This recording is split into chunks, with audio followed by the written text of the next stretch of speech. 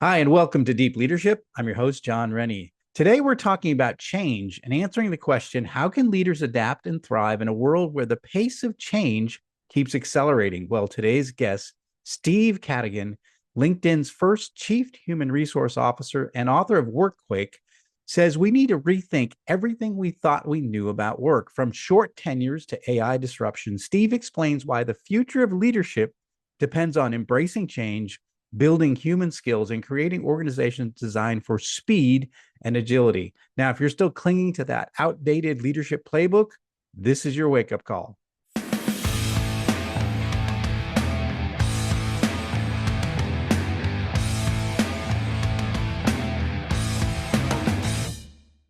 Welcome to the Deep Leadership Podcast. Today, I'm joined by Steve Cadigan. Steve was LinkedIn's first Chief Human Resources Officer and author of the popular book Workquake. He is a globally recognized talent strategist, board member, and thought leader in the future of work. As the founder of Cadigan Talent Ventures, a Silicon-based Valley consultancy, Steve provides invaluable counsel to a diverse array of innovative organizations and tech giants, sports clubs, and financial institutions. And I'm excited to have him on the show to talk about the future of work and where leadership fits into this future. So, Steve, welcome to the show. Great to be here, John. Looking forward to it. Oh, it's an honor to have you on the show. And we were just touching a little bit about LinkedIn and such a great organization and such innovation that came out of that organization, how big it is today. So having you on the show is certainly an honor for sure. Great. But let's talk a little bit about what's happening in the future. So you help a lot of leaders all over the world in the counsel that you provide. What's kind of the big things they're grappling with today? Probably the biggest thing is volume of the number of things that are changing simultaneously. The psychology of the workforce, employee turnover on the rise, employee dissatisfaction on the rise, the birth and creation of new industries, the need for new skills at a rate we've never seen before. Obviously, artificial intelligence. I'd be surprised if we didn't dive into that at some point in the next little while here. Those are, I think, presenting us challenges that we have no benchmark moment for. And you know this, John. What do you do when you're a leader and you face something new? I phone a friend. Have you been through this before? And on the heels of the pandemic, when we have a whole workforce that's seeing their lives differently, here we are the day we're recording this right now.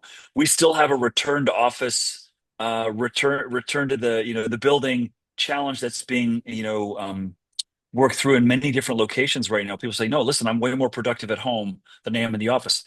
During my working life, I never had that conversation. It wasn't even a thought. Of Yeah. course, we had a few remote superstars, but they were the superstars that are remote because they're taking care of a loved one in India or something. And then you start a field office around them because they're really great. But now we have that new challenge, that new tension in the place. And I think that those are probably the biggest things that leaders and I work with leaders all over the world, particularly in Europe, Canada, Mexico, across the US, in every industry, education, hospitals, businesses, technology. And this is what they're facing, which is, I could summarize it a little bit differently. Most of the architecture of work was built for a slower pace of change, right? Mm, Build for continuity, consistency, reliability. I want predictable outcomes. And I'm a board member, you're a board member. That's what we want the team to deliver, something we know you can hit.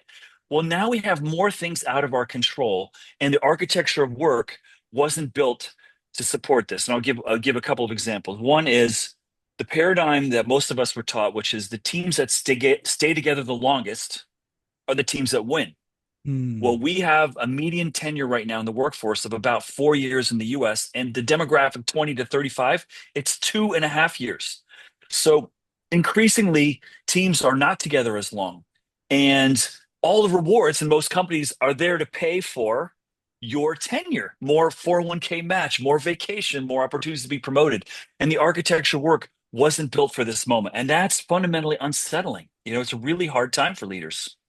I think you're right. And I think it's especially harder for older leaders, right, who have probably the beginning of their career, the pace of change was so much slower, and now it's Mm. speeding up. And I know I'm 57, and I sort of embraced it, and I love it. I have a lot of younger employees, and I absolutely love their enthusiasm, their attitude, their approach to life, and I try to learn from them. But I can tell you, as an older person, it is the pace of change seems like it's going at an infinite level for me.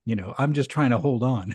So It is, and all those things happening simultaneously really take you off your game, and I think that's if I were to summarize sort of the big themes that I'm hearing, it's all of that together, and I see that look at the deer in the headlights from a lot of leaders. I speak at conferences around the world, talking about this challenge, and yeah, and we're still. I feel honestly, John, I feel we're at the recognition that the world's changing phase. I don't see as many examples of, hey, here's what we're doing, yeah, and when I run into those, I get really excited. For example, Chick-fil-A has done something really interesting with their career tracks.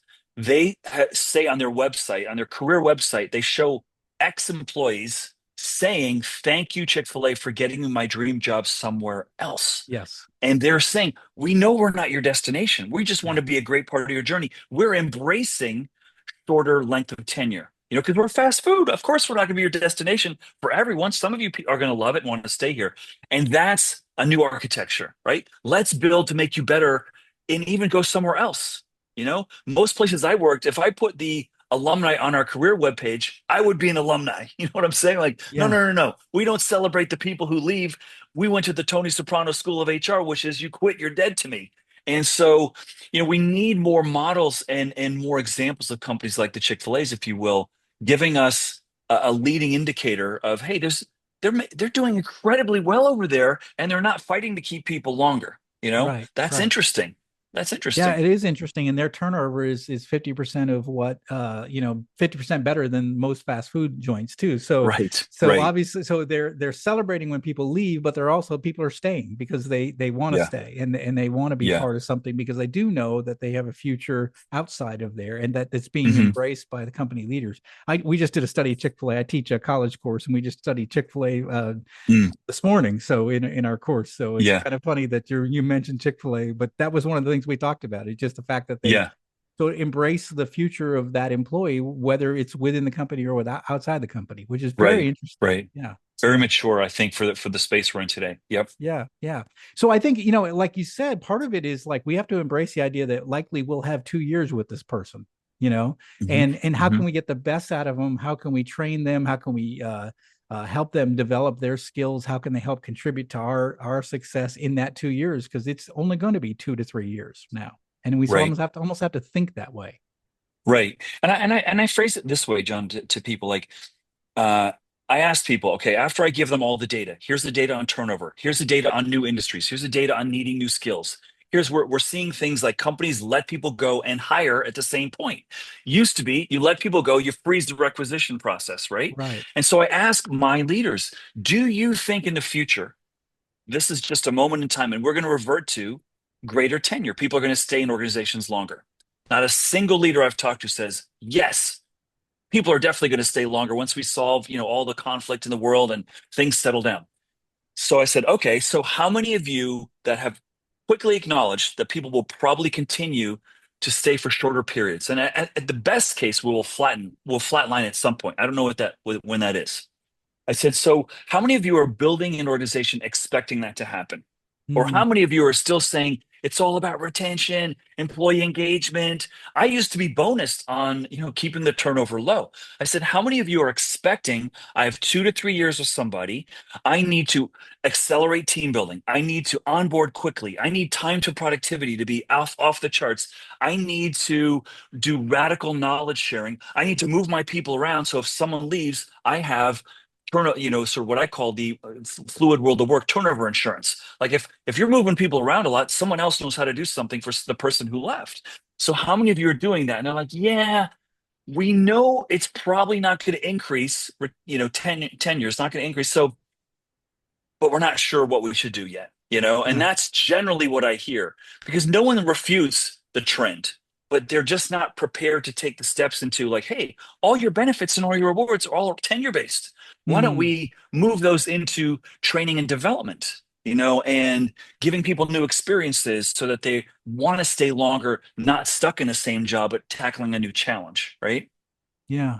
It's interesting as I look back at my original career when I started, which was a submarine officer. Mm. We had this 2 to 3 year tenure with people. So we every Mm. patrol that we would make, every deployment we would make, we'd lose 25% of our workforce and we would get a 25% new every time, right? And Yeah. so we were very good at onboarding, training, getting people up to speed, getting that productivity curve Yes. up very quickly because we knew we had a short time with everybody, right? That Right. came on Right. there. You So expected it.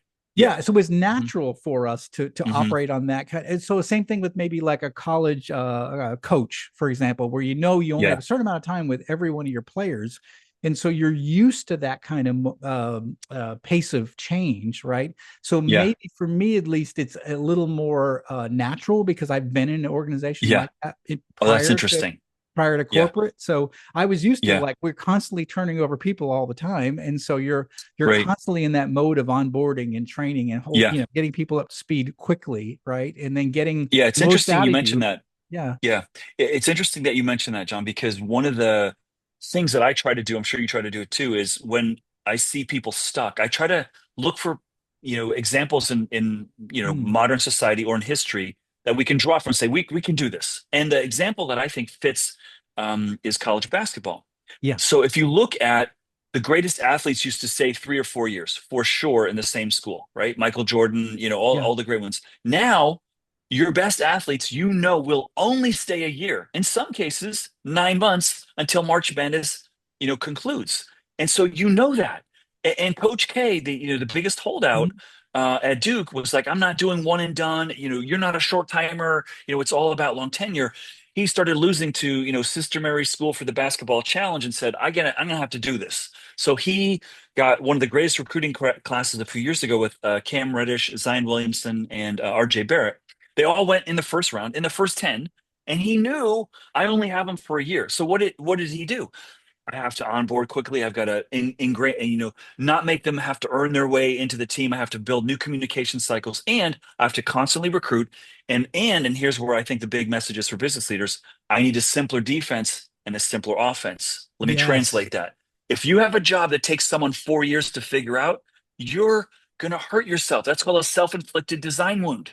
You shouldn't Yes. do that. You should expect someone. So I know, I need a simpler offense and a simpler defense. I don't have the length of time to build this great culture, right? But here's the other thing that I like to remind people.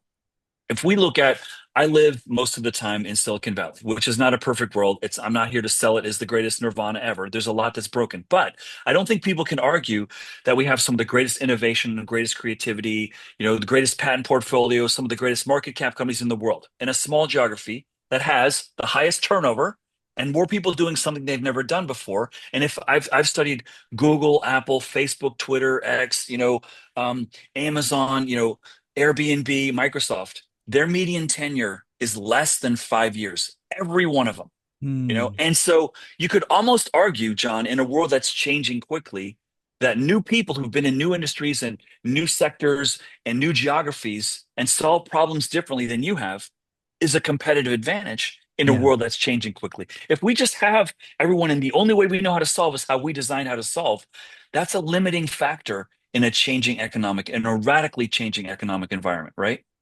Yeah, yeah, yeah. No, that's a great point. I think there's many examples of organizations that have done it really well with short tenure with employees. And again, you Right. really hit me with something there, which is we have to have simpler jobs for them to be able to we can put into to be able to operate. So your defense and offense has to be simpler, and it's the idea of having a simple strategy that's executed, fiercely, right? And I've always believed in that. Instead of Right. having a complex strategy that never gets operated on, like let's have a simple strategy. This is how we're going to approach life, and then we plug people in and we make sure they understand their role in accomplishing the overall Yeah. objectives, right? And I think Right. that's what's missing a lot of times is that what do you need to do every day to be able to help us achieve that objective in this new role that you're in?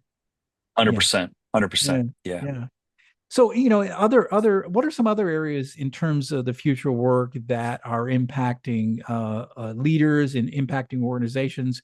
Maybe we'll touch a little bit about AI and how that's affecting Sure. us in terms of leadership and what we should be thinking about. Yeah, I mean, I could talk about this for days and days, and I just finished completing a couple of video courses on just reconciling artificial intelligence. I mean, here's this enigma. I don't even know what to call AI. It's definitely not software, right? It's Yes. not technology. It's something bigger, and it's so comprehensive in how it can change things. And when I think about it, what I'm trying to do is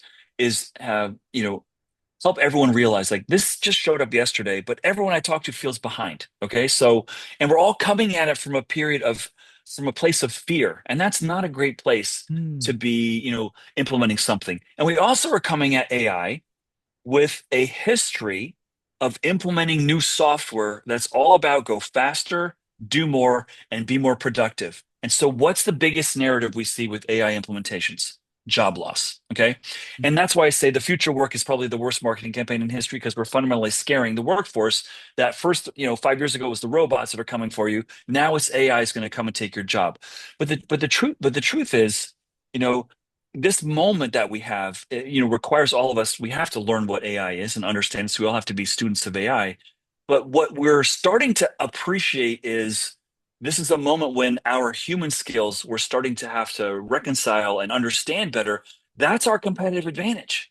Hmm. Leading, listening, empathy, communicating, conflict resolution, even in some society, body language reading, like AI is not going to do that. In some cases, it can. But listen, that's the competitive advantage is those human skills. And AI is increasingly, when I saw Jensen Huang, the CEO of NVIDIA, give a talk, maybe it was a year ago, saying, a few years ago, it's all about STEM. Now it's all about English. How well you can prompt AI to deliver an outcome for you is going to be a superpower. And Yeah. that's just fascinating how fast those tables turned. And so, I'm just trying to tell everyone, take a chill pill. Every designer of AI products right now is equally terrified as they are excited. They don't know how this is going to play out. But I've heard as many doomsdays as I have Nirvana, end of the stories. And so let's recognize we control this moment. You know, let's stop waiting for being from grown up in big tech. Stop waiting for big tech to solve this. You need to have a vote. You need to take control and find ways. And you need to appreciate there's so many boundaries of ethics that are very can in a blink can be crossed. Hmm. Let's just take recruiting for example. So I talked, to a lot of my recruiter friends, and a public record today is information around real estate ownership, okay, and let's say divorce history in families. It's public record, but it's not super easy to access. Zillow's made property ownership easy, but you've got to go dig for it. You can't search the name and say, tell me what properties they own. Tomorrow, you're going to be able to do that, or very soon. And so, if I'm looking at a candidate and I know their real estate history and their family divorce history, is that appropriate for me to Hmm. know Yeah. as a company? Because I'm going to be able to get that like boom like that. So, unfortunately, we haven't put all the guardrails in just yet, to help us with that. So, but that's where I get to this notion of let's step back, let's educate ourselves, and let's do what I call every organization should have what I call an AI ethics committee and put an AI nutrition label on every project. Is Hmm. this in alignment with our values? Is this going to adversely impact jobs or engagement? Let's think about this because at a press of a button, so many things could be impacted. But that, and that's sort of like it's, a lot of the work that we do in leadership coaching is I'm here to build your confidence, Yeah. and we've got a big amount of fear around this big AI, furball coming at us. It's interesting. I was having this discussion with my students this morning, and the idea that AI, so the idea that like today we, we have a lot of mass manufactured things, furniture and all that sort of thing. But when Mm, we see something that's mhm. handmade and handcrafted, it sort of stands out because it's got a human touch to it, and Oh it's yeah, somewhat imperfect, right? And so we yeah, actually are more thriving or more it's more appealing to us to find those handmade things because we notice that it's not machine made. It's something special, right? And I almost feel yeah. like AI is going to be a prominent predominant place in our future, but also we're going to see humans, the human side of things. We're going to see things that have imperfections that are real, truly human. You mentioned it, the Yeah. listening and the empathy and the kind of things that Right. are truly human that AI will never Yeah. be. That we're going to see Yeah. those, and they're going to stand out to us, and we're going to really Yeah. appreciate those things. Yeah. And I think that that's something that's never going to go away. Is that we need that human element, and so I don't think AI Right. is ever going to really truly replace Right. humanity. Yeah. I mean, a couple of deployments I've seen right now that are just really, I think, the right approach. And that is, you know, as I was saying earlier, we don't have a benchmark for this moment in history. So we're all going to have to become the benchmark. And I think that's a great challenge for all of us. Like, be the benchmark. Okay. That means we need to experiment. Hmm. Walmart, the largest retailer in America, in the last year gave at first 50,000 of their salaried workers an AI tool that's a generative AI platform on their phone and said, go and try to figure out what we can do with this. Maybe you can delight your customers. Maybe you can lead meetings better. Maybe you can communicate to your teams. You can set goals. You can look at KPIs differently or come up with different ways of displaying inventory. And they minds exploded. Employees like, whoa, look what we could do with this. And they were sharing ideas. So they blew it up from 50,000 to now another 50,000 associates. And that's wonderful because it's so different from here's the handbook, here's the 5,000 Yeah. Oracle consultants that are going to show us how to work the new ERP system. It's like, we don't know how powerful this could be, but we know it's pretty cool. So go ahead and try it, right? That I thought was super, super interesting. Prudential Insurance Company. Okay, so here's a big monolithic conservative based Bentonville, Arkansas based retailer saying go try it. I love that. That's like, yes, that's the Chick-fil-A, we're not your dream job kind of way of thinking.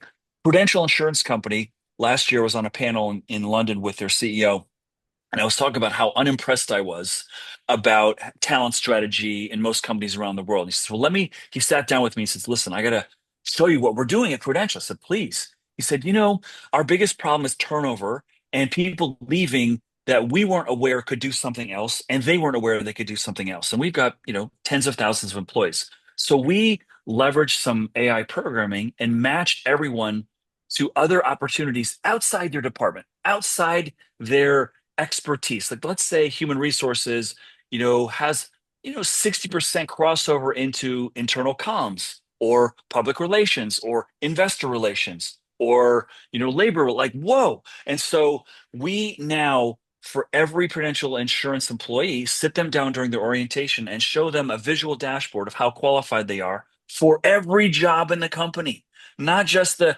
six or seven, apprentice, junior, senior, manager, director, VP, everything. And that's powerful. And that's, getting at what I think is possible with AI, which is like unlocking the possibility of opportunity for all of us, right? Yeah. And what we're doing, unfortunately, and this is why I say the future work is the worst marketing campaign in history, is we're just focusing on job loss, gloom and doom. And and that's the second biggest mistake is that we're using AI to cut costs. How about discovering new markets, to Yeah. opening up new opportunities, seeing how we can make our people, more capable of learning new things faster? That's not what we're hearing about. And that's because of that paradigm of, oh, new technology, get people to do more faster, quicker, at lower expense. Oh, let's cut headcount, offload those 400,000 customer service reps, right? And so I think the bigger play here, and that's 1% of what AI can do, cut costs. I think 99% is new markets, new opportunities, new skills, right? And that's where I think I want to try to steer the narrative. And I would love to recruit our listeners in that process. Like, stop with the cutting costs. Yes, of course we want to cut costs. Of course we want to leverage technology. But the real leverage is building new opportunities for people and offering, greater career enrichment. Yeah, absolutely. And I guess I'm old enough to where I saw the internet come into play, right? And it was the same argument that was Mhm. being said, that it's just going to like eliminate jobs, going to there will be no brick and mortar stores. Everything's going to be Yeah, .com, right? And right. And instead, what people have done is find, again, new opportunities, right? New business models and all that through the internet, right? Hmm. But it hasn't led to job loss. It's led to job growth, right? And job Right. and massive amounts. Right. I mean, companies like Uber couldn't exist without the internet, right? Yeah. And Yeah. so Airbnb and all these sort of innovative ways Yeah. that they could use technology. I think the same thing is going to result Yeah. from AI, which is there's going to be new businesses and new things that we've never seen before, right? Right. Different kinds of The business rub with models. that, Yeah. the rub with that is it's not always the people whose jobs got lost that get those, right? So Yeah. take for example, travel agents, right? Mm. Travel agents in our lifetime were a necessary component to traveling. We had, remember, paper tickets, Yeah. John, like Yeah. paper airline Sure. tickets. Now, think of the thousands of new jobs that have been created, but probably not like whether it's Expedia or Travelocity or TripAdvisor or even Uber's in that domain, Airbnb, right? All these new travel things, but it wasn't probably the travel agents that are taking those jobs, and that's where the challenge comes into. We need to constantly be upskilling, right? And that's sort of Mm. what Yes. I hope is, and not just upskilling. It's let's raise our awareness of what we're capable of doing. So I speak at a lot of conferences around the world, and I talk about that demographic of 20 to 35 that's not only changing jobs, they're changing careers at a pace we've never seen before. And I get approached by 40, 50, 60-year-olds saying, that's me. I know you're talking about those young people. I just did it. And I it just happened to me the other day at the American Banker Association conference. I had a 45-year-old guy come up tell me that. And then he was telling me about how he's talking to his 25-year-old son saying, 2 years, you're still there? You need to move on to something different. Yeah. And it was just, I was seeing it play out faster than I was even predicting it. But that's where, moving the narrative from gloom and doom to opportunity and all these new things. And I think we just need more time, John, to see all the new jobs that are being created and all the new lifestyles that are being changed because of AI. We don't have a lot of data yet because we're still making the sausage. Yeah, absolutely. And again, if you're older and maybe you're scared, it's like you need to dive in and just figure it out, play Right. with it, experiment. I love Right. the idea of you mentioned the Walmart idea of experimenting, and I think that's Yeah. it's really powerful. The idea of we don't know, it's interesting because we can say as a CEO, like a CEO of my company, I can say I don't know what AI can do for us, right? Yeah. Let's experiment. Let's give me your thoughts. All these young Right. people I have working for me. Let's play with it, and you tell me what you think we can do with it, Yeah. right? In our Yeah. unique company and the things that we do in Right. our industry, right? I Yeah. love that idea. Don't let the CEO or the guy in the corner office who might be in their 50s that Right, right. can't Who couldn't spell figure out how to AI. work Let the young Zoom during the people, pandemic, right? Yeah. right? Yeah, and Yeah, that's just it. And surround yourself. And that's probably, yeah. a meta lesson for all the listeners. We should all surround ourselves with people who know more about this than we do. Hmm. And just like, the Zoom example, I love this example with my kids and my father during Zoom. My dad is a little hard on hearing, so I had to buy a plug-in for the, subtitles on Zoom for him. And then one day I was like, Dad, your camera's off. He goes, what do you mean the camera's off? I go, well, go down into the left part of the app. There should be a camera there that's got a red line to it. He goes, the app? I go, well, what do you mean? He said, what do you mean the app? He goes, I'm in the window. I go, he goes, what's the difference between an app and a window? And it was a long recognition that, this technology is just still imperfect. It's not really consumer friendly. Even Zoom, which is probably super easy for us, for my 80-plus-year-old dad, it wasn't. My kids, my teenage boys, they expect everything's broken. They don't expect it to work. They're going to try this, they're going to try this, they're going to try this, they're going to try this, right? And that's a beautiful attribute of not expecting something to be fully baked. I love my dad. Yeah, of course, Dad, you're right. It should be simpler to use. I'm sorry, right? But Yeah. that sort of the friction point where this notion of a fast changing economy, I think, is going to be easier digested and received by our kids Yeah. than our peer group and older. Yeah, yeah. But I think we can have that young mind. I mean, I think we can do our best Correct. to sort of just say, okay, this is what it is. It's changing very quickly. And just do your best to sort of embrace it and enjoy it along the journey. And I think there's some Hmm. things that I sort of say, I don't know if I can figure this out. I'm too old for this. Like TikTok. I remember first saying like, I don't understand it. Like I don't get it. Hmm. But I kept, Hmm. working with it. And eventually I started creating videos on TikTok and now I understand TikTok. But I remember the first time I saw it, I was like, this is annoying. Like, how can this be Right, fun? right. I don't understand why people are Yeah, just swiping all day long. What is this thing? But I right, think instead of right. just saying, oh, these young people with their TikTok, I was like, I gotta figure this thing out because it's interesting and it's compelling so many people. Let me figure this thing out, right? Why would I just Yeah, ignore it? And I feel right. like that we have to sort of put down our barriers a little bit and just try things that and be that uncomfortableness of being a beginner, right? We like to be, That's right. because we're in our 50s or we're older, we're like, well, we're supposed to be experts in everything, but that's not the Yeah, truth. The truth is that right. we became experts by being beginners in the first place, and we have to sort of put our beginner mindset in Yeah, and say, let's yeah. figure this thing out. And there's some great lessons. I learned so much in the office back in the day when you're standing behind someone and they're doing something on your computer with whether it's Excel or Word or something, and they do something and you're like, whoa, what'd you just do? Show me Yes. that again. And they're Yeah. like, oh, and now we have all these videos and we have all these other sources to be able to show us things, but it's just overwhelming, in a way, But I do find lots of merit in that. I had a similar experience with TikTok that you did. I was about ready to publish my book a couple of years ago, and I got this phone call from these students at George Washington University saying, "Hey, we've seen some of your videos, which weren't easy to find on YouTube or somewhere. How about if we break them up, splice them up, and throw them out in TikToks and open an account for you, and we'll manage it and know that." I was like, "Listen, I don't know how to lip sync and I can't dance, so if you want to try that, sure." Well, then they started doing it, and we started. I mean, people that I'd worked with years ago started seeing him and reaching out to me and saying, "Hey, how's it going?" I'm like, "What? You're on TikTok?" I mean, I'm talking people 50 plus, right? Yeah. And so then I started getting like you. I started to say, "Well, let me play around with it. Let me do a TikTok live. Let me see how that goes."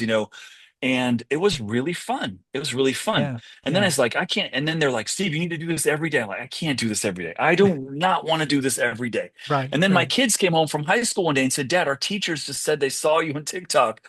And I'm like, "Are you embarrassed or proud?" And they're like, "We're It's not exactly sure." right. Yeah, exactly right. I love that. That is so cool.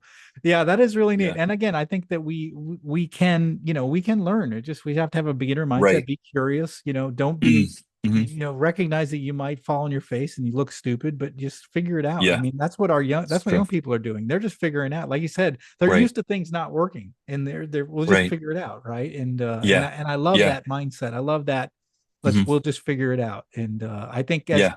as an entrepreneur, that's always been my attitude. Like, I don't really know how this is going to work out, but we'll figure it out. We'll just, over time, we're going to figure this thing out. We're going to figure this business model out. We're going to figure out how to Yeah. make money with this particular product line.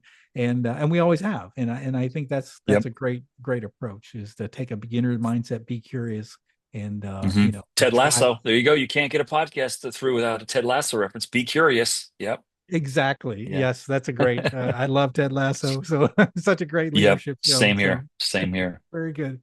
Well, this has been fantastic. I love the insights that you've given us about the future of work, AI, and the things that we need to be thinking about. What final message would you like to leave with our listeners? I think we just covered it in this last section here, John, which is, this is a moment where I think we all have to step into, the discomfort of learning something new. And that's, Carol Dweck, the godmother of the growth mindset. She's like, hey, when your brain's kind of hurting, you're growing. When you're facing that new challenge, it's uncomfortable, but that's when you're growing. And that's what we all need to step into right now. Ask yourself, do you think things are going to slow down? They're not going to slow down. Okay, so what can you do to sort of adapt? And that's the key to longevity, and the key to a full life is just constantly growing and learning new things, and make it into a game. And you're not going to discover everything you need to know about AI tomorrow. I mean, I read a couple hours a day about AI and I still feel like I'm a novice. Yeah. It's not a baked cake. It's changing. So try to find ways to have fun with it, and I think experiment and try to become the benchmark. I love it. Such great advice, Steve. I really appreciate you coming on the show, sharing all this, because I think it's given us a lot to think about with Thanks, respect John. to all the things that are happening and the pace of change as we feel it, and we feel that, and it's about just embracing it. And this is the future, so we have to embrace it. So I absolutely love that idea. So Great. how can our listeners, if they want to find out more about you, your company, the book that you wrote, which is called Workquake, how can people find out more about you? Sure. Book you can find any place that sells books. And you can find me on my website, stevecadigan.com. You can find me on LinkedIn. I hear it's a pretty good website. And I also have a stream of narratives on TikTok called True Stories from Corporate America, which are actual true stories that I've encountered over the course of my career. But listen, it's great being on your show. Thank you for pushing the envelope in terms of something that I think deserves so much more attention and investment. I feel like in this fast-paced world, we sort of set aside growing leaders, and I think it's probably the most important thing because you've heard of the adage, you join a company and you quit a boss. Mm. And I've sadly, for half of my career, learned about how not to lead from people that I were my bosses, and now I fortunately found a good few mentors. So thanks for what you're doing, John, and it's been great being on your show. Thank you. Thank you. It's been an honor to have you as well. And we're going to put links to show in the show notes for all of Steve's resources. And again, I highly encourage you to reach out to him. If there's something in there that he said that you really have some questions about, reach out to Steve. That's why we have the links in there. The book is called Workquake. And again, we're going to have TikTok videos up there too, because old people should be on TikTok too. So so if I can be on TikTok and I'm in 57, you can be on TikTok too. So we'll put a link to his videos, and you'll get to see some real stories from corporate America. And I spent 22 years in corporate America, so I'm sure I'll recognize some of those stories as well. So Steve, I want Great. to thank you for coming on the show. Thanks for sharing all of your experience and knowledge about this important subject. Thanks for having me. Thanks again. Well, that is it for today. Thank you for listening to Deep Leadership. If you like this podcast, please subscribe and share so we can continue to build a world with better bosses. Until next time, this is John Rennie saying take care and lead well.